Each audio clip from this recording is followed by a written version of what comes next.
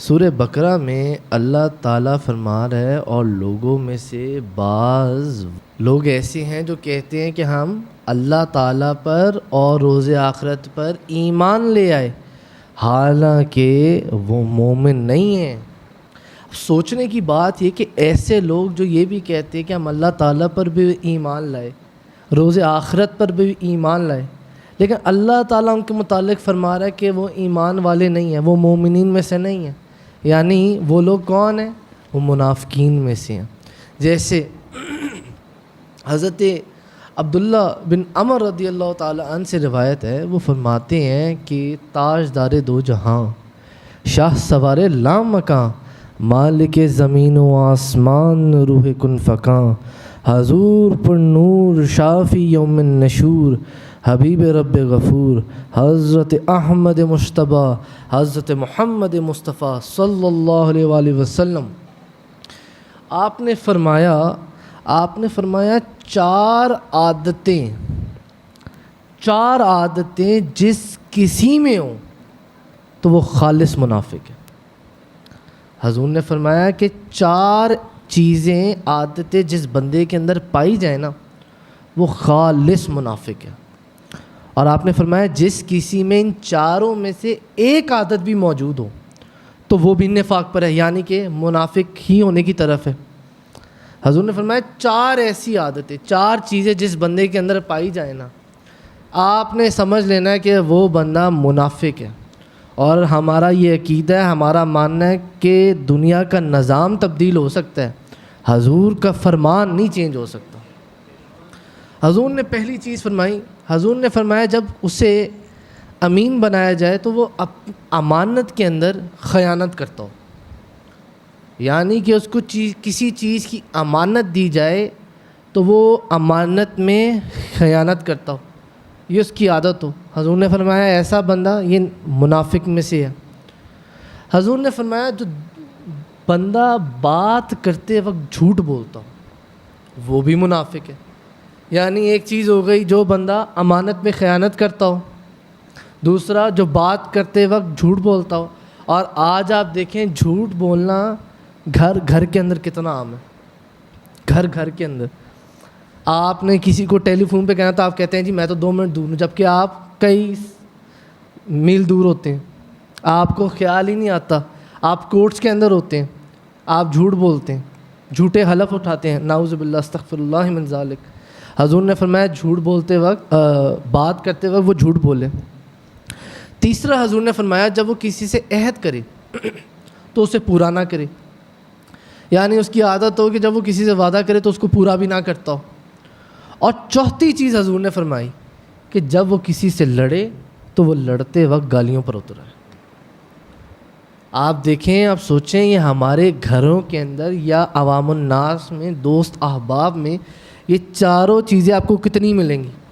اور اگر آپ اپنے نزدیک اپنے ذہن کو آپس میں دوستوں کے ہی ارد گرد گھمائیں تو آپ کے ذہن میں آئے گا یار فلاں بندہ جھوٹ بھی بولتا ہے، امانت میں خیانت بھی کرتا ہے، وعدے کو پورا بھی نہیں کرتا، لڑتے وقت گالیاں بھی دیتا ہے۔ حضور نے ان کے بارے میں فرمایا یہ خالص منافق لوگ ہیں، خالص منافق لوگ۔ میرے بابا جان، میرے منٹور، میرے سیدی، میرے گائیڈ، میرے ٹیچر الشیخ محمد محسن منور یوسفی، وہ اپنی کتاب تفسیر محسن کے اندر لکھتے ہیں کہ غیر مومنین میں سے بعض تو وہ ہیں جنہوں نے اپنے کفر کا علل اعلان اظہار کر دیا، یعنی کہ کچھ لوگ تو ایسے ہیں جنہوں نے اعلان کر دیا کہ جی ہم نے اسلام قبول نہیں کیا، ہم مومنین میں سے نہیں ہیں۔ لیکن آپ لکھتے ہیں کہ بعض وہ ہیں جنہوں نے علل اعلان کفر کے اظہار کی جو جرت ہے وہ نہیں کی، یعنی کسی ڈر، خوف یا شاید کہہ لیں حکمت عملی کی وجہ سے انہوں نے بظاہر یہ شو کیا کہ ہم ایمان لے آئے، جبکہ وہ ایمان نہیں لائے، یعنی کہ مسلمانوں کے بھیس میں بیٹھتے ہیں، مسلمان بن کر بیٹھتے ہیں، لیکن وہ مسلمان میں سے نہیں ہیں۔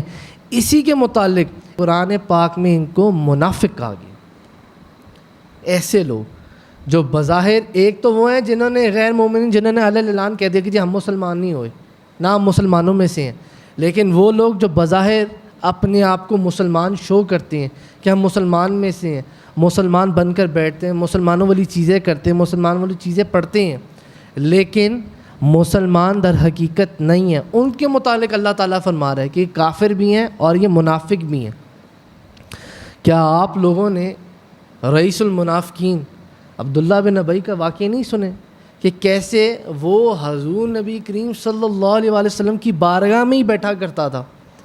حضور کی مجلس جب لگی ہوتی تھی, صحابہ اکرام بیٹھے ہوتے تھے, صحابہ اکرام کے ساتھ بظاہر صحابی بن کے بیٹھتا تھا. شو تو یہی کرتا تھا کہ جی میں بھی آپ میں سے ہوں, میں بھی مسلمان ہوں, ایمان لایا ہوں, حضور سے محبت کرتا ہوں. در حقیقت کیا کرتا تھا؟ دین اسلام کو اندر ہی اندر سے کاٹتا تھا, نقصان پہنچاتا تھا, خفیہ ایجنڈے بناتا تھا. حضور کی جو مجلس میں خفیہ باتیں ہوتی تھیں اس وقت کے حساب سے ان کو حاصل کر کے دشمنوں تک پہنچاتا تھا, کافروں کو وہ باتیں پہنچاتا تھا. کیا آپ لوگوں نے وہ واقعہ نہیں سنا کہ کیسے جنگ بدر کے موقع پر اس نے کئی سینکڑوں مسلمانوں کو بظاہر یہ شو کیا کہ جی حضور تو اللہ تعالیٰ کے سچے نبی ہیں, اور اگر حضور اللہ کے سچے نبی ہیں اللہ تعالیٰ غیبی مدد فرمائے گا, تو ہم اپنی جانوں کو کیوں قربان کریں, ہم چلتے ہیں. جو نئے مسلمان حضور سے عقیدت رکھنے والے جو مسلمان ہوئے تھے وہ ساروں کو لے گیا, سینکڑوں مسلمان کو لے گیا. اور جنگ بدر کے موقع پر کتنے لوگ رہ گئے؟ 313 لوگ رہ گئے.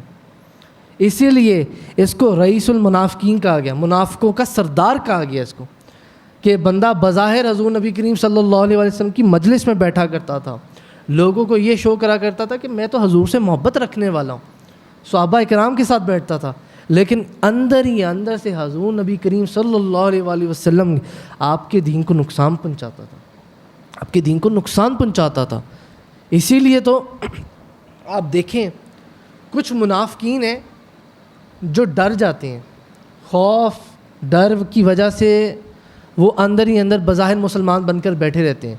لیکن آج بھی ایسے منافقین موجود ہیں جو بظاہر مسلمانوں کا بھیس پہن کر مسلمانوں کے خلاف خاص ایجنڈوں پہ کام کریں, کفار کے ایجنڈوں پہ کام کریں. اسی لیے تو علامہ اقبال نے فرمایا یہ فاقہ کش جو موت سے ڈرتا نہیں ذرا, روح محمد صلی اللہ علیہ وآلہ وسلم اس کے بدن سے نکال دو. فکر عرب کو دے کے فرنگی تخیلات, اسلام کو حجاز و یمن سے نکال دو. حضور کی محبت ختم کر دو, حضور کی محبت دلوں سے ختم کر دو مسلمانوں کے, تو ایجنڈا جو ہے یہودیوں کا, یہود و نصارہ کا, اس میں ہم کامیاب ہیں. حضور کی محبت ختم کر دو. بندہ ناچیز آپ کو ایک کتاب بندہ ناچیز کی نظر سے گزرے. بندہ ناچیز نے اس کتاب کا ذکر 11ویں شریف کی محفل پر بھی ذکر کیا. ایک کتاب ہے confessions of a British spy, Humphrey کے اعترافات. یہ ایک گورا ہے, اس نے اپنی ایک ڈائری لکھی ہے. یہ کوئی 200-250 سال پہلے اس نے ڈائری لکھی ہے. وہ اپنی کتاب میں لکھتا ہے کہ میں ایک اصل میں یہود و نصارہ کا انگلینڈ میں پڑھا لکھا بڑا ہوا ایک ایجنٹ تھا. میں ایک ایجنٹ تھا یہود و نصارہ کا. وہ اپنی کتاب کے اندر لکھتا ہے کہ میں اپنی ایجنسی کے اندر آہستہ آہستہ ترقیاں کرتا رہا, یہاں تک کہ میں کافی اوپر پہنچ گیا. تو مجھے میرے جو ایجنسی کے ہیڈ ہیں, باس ہیں, انہوں نے مجھے ایک دن مخاطب کیا اور انہوں نے مجھے کہنے لگے کہ تمہارا نا کام ہے کہ تم نے نا ڈفرینٹ ممالک میں تم نے سفر کرنا ہے. یہ بندہ نچیز آپ لوگوں کو بتانے کی کوشش کرا ہے کہ یہود و نصارہ مسلمانوں کے خلاف کیسے کام کرتے ہیں, کیسے ایجنڈے بنتے ہیں. اور یہ کتاب انٹرنیٹ پہ موجود ہے, confessions of a British spy. اگر آپ لوگ پڑھنا چاہیں آپ اس کو ضرور پڑھیں. لگتا ہے کہ مجھے کہا گیا کہ تم نے ڈفرینٹ ممالک میں تم نے سفر کرنا ہے اور تم نے جا کے جو ہے نا دین اسلام سیکھنا ہے. یعنی وہ لکھتا ہے کہ مجھے مصر بھیجا گیا, عراق بھیجا گیا, حجاز بھیجا گیا, ڈفرینٹ جگہ, ترکی بھیجا گیا. کہتا ہے میں ڈفرینٹ ممالک جاتا رہا. میں نے وہاں جا کے کرکس جو اپنی کتاب میں لکھتا ہے, وہ لکھتا ہے کہ میں نے وہاں جا کے قرآن پاک بھی سیکھا, یعنی میں نے حدیث مبارکہ بھی سیکھی, میں نے عربی زبان بھی سیکھی, فارسی زبان بھی سیکھی. میں نے پورا ایک مسلمانوں کا جو بھیس ہے وہ میں نے اپنے اوپر ڈھانپ لیا, یعنی کہ میں بھی ایک مسلمان بن گیا. سر پر پگڑی، داڑھی شریف اور قرآن حافظ، شاید اپنے آپ کو شاید کہہ رہا ہوں. کہتا ہے جب میں نے اس لیول تک جا کے میں نے یہ ساری چیزیں سیکھ لی نا، تو میری ایجنسی بڑی اس چیز سے خوش ہوئی کہ یار تم تو بالکل ایک بظاہر مسلمان بن گئے ہو، یعنی کہ تمہیں کوئی پہچان ہی نہیں سکتا کہ تم یہود و نصارہ کے کوئی ایجنٹ ہو، کافر ہو، منافقوں میں سے ہو. کہتا ہے میں بالکل ایک مسلمان بن گیا. میں نے جو ہے نا، میں جب آگے ان سے میری بات ہوئی تو مجھے کہنے لگے کہ اپنا تمہارے نا 2 کام ہیں، ہم چاہتے ہیں تم ہمارے لیے 2 کام کرو. اپنے وہ سفر نامے میں وہ لکھتا ہے اپنی ڈائری میں، وہ کہتا ہے کہ مجھے پہلا وہ کام دیتے ہیں کہ یار تمہارا کام یہ ہے کہ تم نے نا مسلمانوں کی جو کمزوری ہیں ان کو تم نے ڈھونڈنا ہے. مسلمانوں میں جو کمزوریاں پائی جاتی ہیں ان کی تم نے نشاندہی کر لینی ہے، اور تم جب اس کی نشاندہی کر لو، اب تمہارا دوسرا کام یہ ہے کہ تم نے اس کے اندر پھوٹ ڈالنی، یعنی کہ تم نے اس میں مسئلے کریٹ کرنے ہیں تاکہ لوگ اور زیادہ یہ جو مسئلے ہیں ان کے اندر اور زیادہ الجھیں، اور زیادہ مسئلے شروع ہوں. کہتا ہے میں نے اس پہ کام شروع کر دیا. کہتا ہے اسی طرح میں ایک موقع ہوا کہ میں ایک محفل میں بیٹھا ہوا تھا ایک جگہ پہ. کہتا ہے میں نے وہاں دیکھا ایک شیعہ سنی کا نا ایک اختلاف چل رہا ہے کسی چیز کے اوپر. کہتا ہے میں نے وہ جب دیکھا نا کہ شیعہ اہل تشیع اور سنی کا اختلاف چل رہا ہے، کہتا ہے میں نے نا سوچا، ابھی میں سوچ ہی رہا کہ یار اس کو تو بڑی ایک احسن اور اچھے طریقے سے اس مسئلے کا حل نکالا جا سکتا ہے، یہ جس پہ شیعہ اور سنی لڑ رہے ہیں آپس میں یا اختلاف ہے ان کا، تو اس کا تو بڑا ہی ایک اچھا حل نکالا جا سکتا ہے، تو یہ کیوں ہے؟ کہتا ابھی میں سوچ میں تھا کہ مجھے ایک بندے نے پیچھے سے ہاتھ رکھا اور وہ مجھے کہنے لگا کہ یار تم جو کس سوچوں میں ہو، یعنی تم کدھر گم ہو، تمہارا کام ہے کہ تم نے ان مسئلوں کے اندر پھوٹ ڈالنی ہے، حل نہیں کرنے بیٹھ جانا. یعنی تم جو سوچوں میں گم ہو، تم نے اس کے اندر کوئی نہ کوئی ایسی پھوٹ ڈال دینی ہے کہ یہ جو شیعہ سنی کا مسئلہ ہے یعنی یہ اور زیادہ مسئلہ شروع ہو جائے. کہتا میں ساری زندگی اسی پر کام کرتا رہا کہ میں مسلمانوں کے اندر کمزوریاں ڈھونڈتا تھا، اچھا بعد میں اس نے لکھا ہے اپنی کتاب میں کہ وہ مسلمان ہو کے مرا، الحمدللہ رب العالمین. کہتا ہے میں مسلمان ہو کے مرا کیونکہ میں نے مسلمانوں میں کوئی ایسی چیز ہی نہیں دیکھی، خرابی نہیں دیکھی کہ مسلمانوں میں کوئی خرابی ہے. خیر وہ اس وقت میں جب اپنی ڈائری لکھ رہا تھا، ایجنٹ تھا یہود و نصارہ کا. کہتا ہے اسی طرح میرا ایک موقع، میں ایک سفر کے اندر تھا، ایک کسی جگہ پہ تھا، غالباً اس نے کتاب میں اس کا ذکر بھی کیا ہے. تو وہ لکھتا ہے کہ میں ادھر نہ میری ایک دکان پر ایک نوجوان سے ملاقات ہوئی. کہتا ہے میں نے دیکھا اس نوجوان جو ہے نا وہ بڑا ہی اونچا اڑنے کی خواہش رکھنے والا ہے، بڑا اونچا اڑنے کی خواہش رکھتا ہے، علم بھی سیکھنا چاہتا ہے، علماء اور مشائخ کے بھی خلاف ہے، بڑا خلاف ہے علماء اور مشائخ. یعنی کہ اپنے ذہن کے حساب سے وہ لکھنا چاہ رہا ہے کہ وہ ایک ینگ بچہ جو عالم، شاید عالم فاضل بننا چاہتا ہے، ایک اسپیکر بننا چاہتا ہوتا ہے، علماء کے بڑا خلاف ہوتا ہے اور عالم بھی بننا چاہتا ہوتا ہے. کہتا ہے میں نا اس بچے کو، غالباً اپنی کتاب میں شاید اس کا ذکر 20-22 سال کی عمر میں کرتا ہے کہ اس سے ملاقات ہوتی ہے. کہتا ہے میں نشاندہی کر لیتا ہوں کہ یار یہ وہ بندہ ہے جس کو اب اگلا ٹارگٹ بنانا ہے. کہتا ہے میں نا اس کو اپنا ٹارگٹ بنا لیتا ہوں. نام وہ اپنی کتاب کے اندر اس بندے کا لکھتا ہے محمد بن عبد الوہاب نجدی. کہتا ہے جس بندے سے میری ملاقات ہوئی تھی کریانے کی دکان پہ، وہ محمد بن عبد الوہاب نجدی ہوتا ہے. کہتا ہے میں نا آہستہ آہستہ اس کا نا دوست بننا شروع ہو جاتا ہوں، میں دوستی ہو جاتی ہے، قریب ہو جاتے ہیں، کیونکہ اس کو پتہ ہوتا ہے کہ میں بھی ایک مسلمان ہوں. وہ جو اس وقت یہود و نصارہ کا ایجنٹ تھا، وہ اپنی کتاب میں لکھ رہا ہے میں بھی ایک مسلمان تھا، بظاہر مسلمانوں کی بھیس میں تھا، اور وہ بھی ایک مسلمان تھا اور بڑا اونچا اڑنے کی بڑی خواہش رکھتا تھا، عالم بننا چاہتا تھا، فاضل بننا چاہتا تھا. کہتا ہے میں اس کو اپنا ٹارگٹ بنا اپنا اس کے ساتھ اپنی دوستی شروع کر دیتا ہوں، میں اس کے قریب ہونا شروع ہوتا ہوں. کہتا ہے وہ مسئلے جو مسلمانوں میں عام پائے جاتے ہیں، جن پہ کانٹرڈکشنز ہیں کہ جی یہ ہے نہیں ہے جو بھی ہے، کہتا ہے میں ان پہ کام شروع کر دیتا ہوں. اب وہ اپنی کتاب کے اندر مثال لکھتا ہے، کہتا ہے جیسے شراب ہے. کہتا میں ایک دن نہ بیٹھے بیٹھے, کیونکہ ہم آپس میں دوست ہوتے ہیں, محمد بن عبد الوہاب نجدی اور وہ ایجنٹ, کہتا میں نہ بیٹھے بیٹھے اس کے ساتھ موضوع چھیڑ دیتا ہوں, یار شراب تو جائز ہے, شراب تو وہ حرام ہے جس سے نشہ ہو, تو جس شراب سے نشہ ہی نہیں ہو رہا وہ شراب حرام کیسی ہوگی؟ کہتا اب وہ ایک نوجوان جو اسپیکر ایک بن رہا ہوتا ہے اس کو میں قائل کرتا ہوں, کیونکہ دوست ہوتا ہوں اور میں بھی بظاہر مسلمان ہوتا ہوں. کہتا میں اس کو نہ قائل کر لیتا ہوں کہ یار شراب جائز ہے. وہ لکھتا ہے اپنی کتاب میں کہ ہم اکٹھے بیٹھ کے جو ہے نا شراب پیتے ہیں.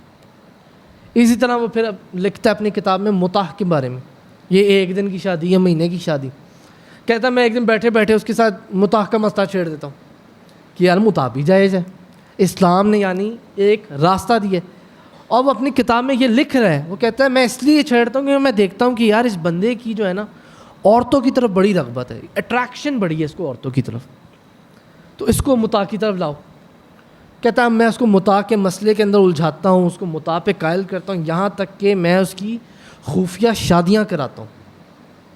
اور وہ لکھتا ہے اپنی کتاب میں کہ میں جن عورتوں سے اس کی خفیہ شادیاں کراتا ہوں وہ عورتیں تک یہود و نصارہ کی بھیجی ہوئی انگلینڈ سے ایجنٹس ہوتی ہیں, یعنی کہ وہ بھی بظاہر مسلمانوں کے بھیس میں کافر ہوتی ہیں.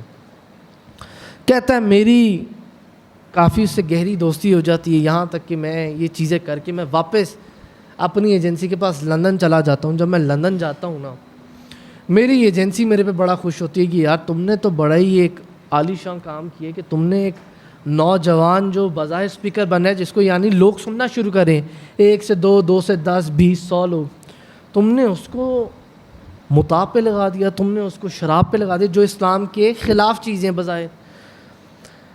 خیر وہ کہتا ہے کہ انہیں اس چیز کی اس خوشی کے اوپر میری ایجنسی کہتی ہے کہ یار ہم نے نا تمہیں 2 اپنے سب سے بڑے راز اب دینے ہیں, کیونکہ تم اتنے قابل بن گئے ہو, ہم تمہیں نا 2 سب سے بڑے راز دیں گے.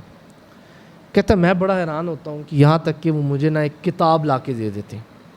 کہتا مجھے چند دن کے لیے وہ کتاب دیتے ہیں کہ تمہارا کام ہے, تم نے نا اب اس کتاب کو بیٹھ کے پڑھنا ہے گھر پہ.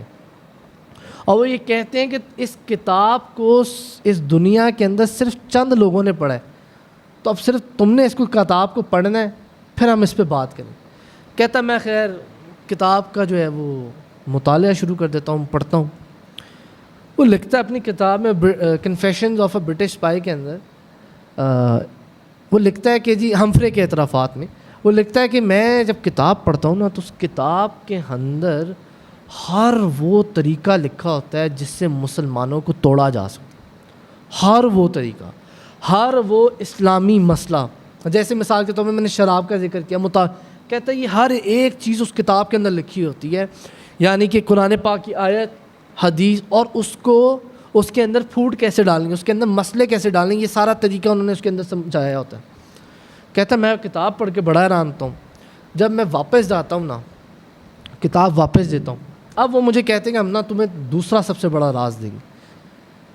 کہتا اب نا وہ مجھے ایک نا روم ہوتا ہے, اور اس روم کے اندر نا کوئی 8-10 غالباً لوگ بیٹھے ہوتے ہیں.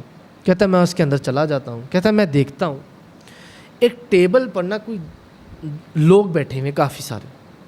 کہتا اب میں جب نظر دوڑاتا ہوں نا, اب میں حیران ہوتا ہوں کہ یار, یعنی کہ وہ اپنی کتاب میں یہ سمجھانے کی کوشش کر رہا ہے کہ یار یہ جو بندہ ہے اس کو تو میں نے سنیوں کا سب سے بڑا مولوی دیکھا ہے, سنیوں کا سب سے بڑا مفتی دیکھا ہے, یار یہ جو بندہ ہے یہ اہل تشیعوں کا سب سے بڑا مولوی ہے, یہ یعنی وابیوں کا سب سے بڑا ہے, یہ ٹرکیوں کا سب سے بڑا ہے, یہ ترکیوں کا بادشاہ ہے.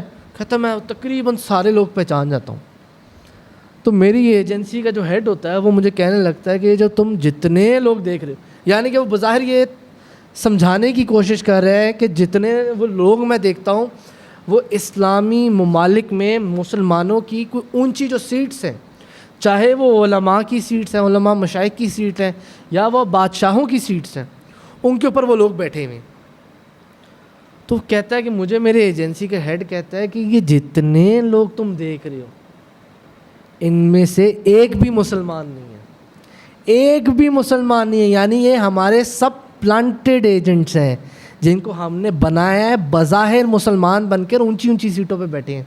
کوئی فلاں کا مفتی ہے, کوئی فلاں کا مفتی ہے, کوئی فلاں کنٹری کا بادشاہ ہے.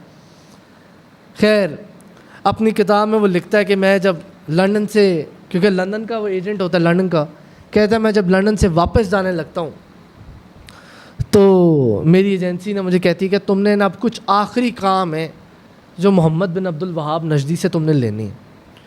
جن کو کتاب میں وہ لکھتا ہے وہ کہتا ہے کہ ایک وہ کام کہتے ہیں کہ تم نے نا تمام مسلمانوں کو کافر ڈکلیئر کرانا ہے، مسلمانوں کو قتل کرنا جائز ہے، ان کی عورتوں اور بچوں کو غلام بنانا جائز ہے، یہ ڈکلیئر کرنا کہ حضور صلی اللہ علیہ وآلہ وسلم کی محبت دلوں میں سے ختم کرنا، یہ تمہارا ایک ٹاسک ہے.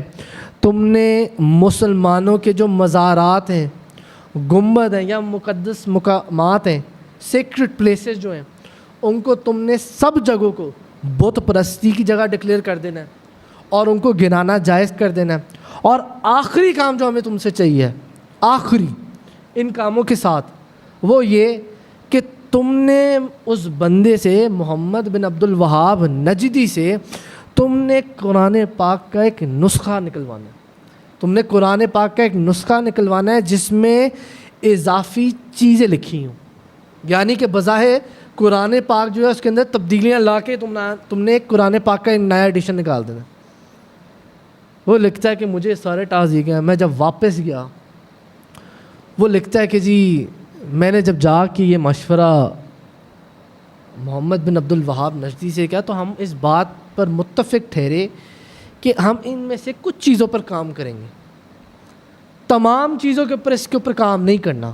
کیونکہ اگر جیسے نعوذ باللہ استغفر اللہ من ذالک قرآن پاک کا نیا نسخہ نکالنا، تو وہ کہنے لگا کہ یار اگر ہم نے ایسی چیزیں کی نا تو جتنی اسلامی ممالک کی جو فوجیں ہیں وہ ہماری طرف آ جانی اور ہمیں قتل کر دیں گی. تو کہتا ہے وہ بندہ اپنا ایجنٹ لگتا ہے کہ میں بھی اس بات پہ متفق ہوا کہ یار ہاں اس میں سے کچھ چیزوں پہ ہم کام کریں گے، کچھ پہ ہم نہیں کریں گے، کچھ کو ہم چھوڑ دیں گے. وہ لکھتا ہے کیونکہ جب محمد بن عبد الوہاب نجدی ایک اسپیکر بن رہا تھا، لوگوں میں آہستہ آہستہ سننے جانے لگا، لوگوں نے اس کو سننا شروع کر دیا. اب اس پر اٹیکس بھی شروع ہو گئے. اب جب اس پہ اٹیک شروع ہو گئے، کہتا ہے میں ہی ان اٹیکس کو فیل بھی کراتا تھا. یعنی میرا اور جو لندن کے میرے جتنے ایجنٹس تھے، ہمارا یہ کام تھا کہ محمد بن عبد الوہاب نجدی پہ جتنے اٹیکس ہوں اس کو قتل کرنے کے لیے، وہ سارے اٹیکس کو تم نے فیل کرانا ہے. کہتا ہے اس کام کو بھی میں سر انجام دیتا تھا. خیر وہ اپنی کتاب میں قادیانیوں کا بھی ذکر لکھتا ہے. کہنے کی بات یہ ہے کہ جو آج ایسے لوگ بظاہر مسلمان جو نعوذ باللہ استغفر اللہ من ذالک الیاذ باللہ حضور نبی کریم صلی اللہ علیہ وآلہ وسلم کی محبت جو مسلمانوں کے دلوں سے کم کرنے کی کوشش کی جا رہی ہے، یا ایسے الفاظ جو حضور نبی کریم صلی اللہ علیہ وآلہ وسلم کی ذات مبارکہ کے متعلق بولے جاتے ہیں، جیسے وہ مرزا جیلمی ہے، حضور کو نعوذ باللہ الیاذ باللہ ایک چھوکرا کہہ کے مخاطب کرتا ہے. کیا آپ لوگوں نے قرآن پاک میں وہ روئینہ والا واقعہ نہیں سنا کہ جب صحابہ اکرام حضور نبی کریم صلی اللہ علیہ وآلہ وسلم کی بارگاہ میں بیٹھ کر حضور کو روئینہ کر کے مخاطب کرتے تھے کہ یعنی یا رسول اللہ ہماری رعایت فرمائیں، تو ادھر ہی منافقین بھی بیٹھے ہوتے تھے بظاہر مسلمان بن کے، جن کی لغت کے اندر روئینہ کا مطلب بے ادبی اور گستاخی کے اندر تھا. اللہ تعالیٰ نے اس لفظ کو ہی تبدیل فرما دیا. اللہ تعالیٰ نے حکم فرمایا روئینہ نہیں کہنا، انظرنا کہہ لینا. انظرنا یا رسول اللہ، یا رسول اللہ ہمارے پر نظر کرم فرمائے، ہم پر نظر کرم. تو اللہ تعالیٰ نے منع فرما دیا. اللہ تعالیٰ نے فرمایا انظرنا کہہ لو، یا رسول اللہ ہم پر نظر کرم فرمائے، ہم پر نظر کرم فرمائے، ہم پر نظر عنایت فرمائے. اللہ تعالیٰ نے ایسا لفظ ہی نہیں پسند کیا جو بظاہر جائز تھا لیکن دوسروں کی لغت میں اس کا گستاخی کے اندر مطلب تھا. اللہ تعالیٰ نے اس لفظ کو ہی تبدیل فرما. حضور صلی اللہ علیہ وسلم کی بارگاہ میں گستاخانہ لفظ. خیر سمجھنے کی بات یہ ہے کہ بندہ ناچیز نے جتنی یہ گفتگو کی، یہ بندہ ناچیز اپنے پاس سے نہیں کر رہا تھا. یہ ہمفرے کے اعترافات اس کتاب کے اندر یہ ساری چیزیں لکھی ہوئی ہیں کہ کافر یہود و نصارہ بظاہر مسلمان بن کر کیسے کام کرتے ہیں.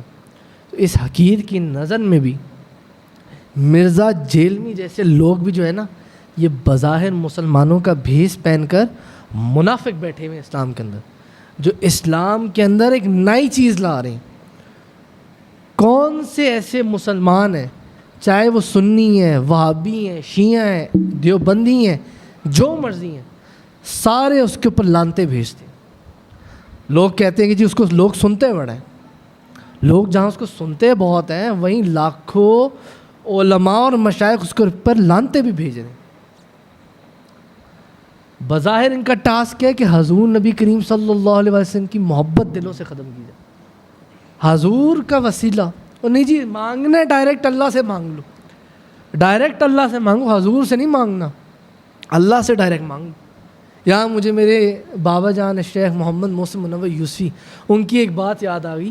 وہ فرماتے ہیں کہ یہ جو لوگ کہتے ہیں نا کہ جی ہمیں کچھ نہیں ملتا اور ڈائریکٹ مانگنا ہے تو اللہ تعالیٰ سے مانگو, حضور سے نہیں مانگنا. وہ فرماتے ہیں کہ جو کہتے ہیں نا ٹھیک کہتے ہیں. وہ کہتے ہیں ان کو ملتا نہیں ہے اس لیے کہتے ہیں, ہمیں ملتا ہے ان کے صدقے سے اس لیے ہم کہتے ہیں. وہ فرماتے ہیں ان کو ملتا نہیں ہے اس لیے کہتے ہیں, ہمیں کیونکہ ملتا ہی حضور کے صدقے ہے تو ہم کہتے ہیں ہمیں حضور کے صدقے مل رہا ہے اس لیے ہم نے حضور کے وسیلے سے ہی چلنا ہے, اور ہم چلتے بھی انہی کے وسیلے سے. تو آپ ابھی تو یہ مہینہ بھی بڑا مبارک ہے, جشن عید میلاد النبی کا مہینہ ہے. وہ بندہ ناچیز کو حضرت حسان بن ثابت کا شعر یاد آ گیا. انہوں نے لکھا ہے حضور کی شان میں, وہ احسن من کا لم ترکت تو وہی نہیں, واجمل من کا لم تلد النساء, خلقت مبرعا من کل عیب کأنک قد خلقت کما تشاء. یا رسول اللہ آپ سے زیادہ حسین میری آنکھ نے ہرگز دیکھا ہی نہیں. وَأَحْسَنُ مِنْكَ لَمْ تَرَكَتْ عَيْنَيْ وَأَجْمَلُ مِنْكَ لَمْ تَلِدِ النِّسَاءُ. اور یا رسول اللہ صلی اللہ علیہ وسلم آپ سے زیادہ حسین و جمیل کسی ماں نے جنا ہی نہیں. خلقت مبرعا من کل عیب. یا رسول اللہ آپ کو تو ہر عیب سے پاک و صاف پیدا کیا گیا. کانک قد خلقت کما تشاء. اور یا رسول اللہ آپ کو تو گویا ایسے پیدا کیا گیا گویا کہ جیسے آپ نے خود چاہا. اصل بات سمجھنے کی ہے, اپنے ارد گرد دیکھنے کی ہے. اللہ تعالی ہمیں حق بیان کرنے کی, سننے کی, سمجھنے کی توفیق عطا فرمائے. وآخر دعوانا الحمدللہ رب العالمین.